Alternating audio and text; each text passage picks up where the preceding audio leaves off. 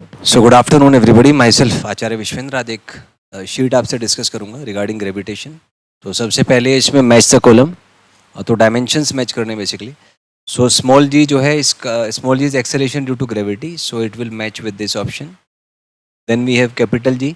सो capital G का जो dimension है m-1 L3t-2 होता है, so it will map with this. Then we have force. Force का डायमेंशन m1 L1t-2 फर्स्ट के साथ मैच करेगा। Then we have energy, it will match with ml2 t-2. So in this way we can solve this. Now there is another question, दो masses हैं m1 m2, बीच का distance r है, gravitational forces का magnitude f है, तो f is equal to ये simply आपका g m1 m2 divided by r square हो जाएगा। यहाँ पे आपसे पूछा a1, तो force is equal to mass into, मान लीजिए m1 इसका m1 है, a1 एक्सेलेरेशन है, तो यहाँ से फोर्स का value g m1 m2 by R square आप लिख दीजिए। So this will be m1 into a1। तो इसको आप सॉल्व करेंगे, यहाँ से कट के ये आपका a1 आ जाएगा gm2 बाई आर स्क्वायर।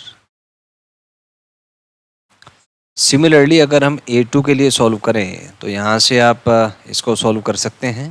तो a2 को अगर सॉल्व करेंगे तो a2 का वैल्यू यहाँ से आपका gm1 बाई आर स्क्वायर आ जाएगा। So this will be the solution to this. Next question is, यहाँ पे m1 m2 हैं, तो इसने force, और this is force on 2 due to 1 and this is vector r21। तो वेक्टर टर्म में अगर बात करें so this is opposite, तो ये आ जाएगा आपका gm1 m2 by r21 cube, और ये माइनस ऑफ r21 वेक्टर होता है। और अगर कैप की बात करें तो ये आपका gm1 m2 by r21 square into minus of r21 cap आ जाएगा। r12 की बात करें तो यहाँ से ये gm1 m2 by r12 cube into vector r12 आ जाएगा। तो यहाँ से आप इसको ऐसे सॉल्व कर सकते हैं। ये है।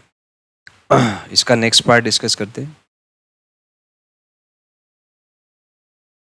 तो नेक्स्ट है, इसमें वैल्यूज़ आपको कंपेयर करनी है, तो मैच द कॉलम में है।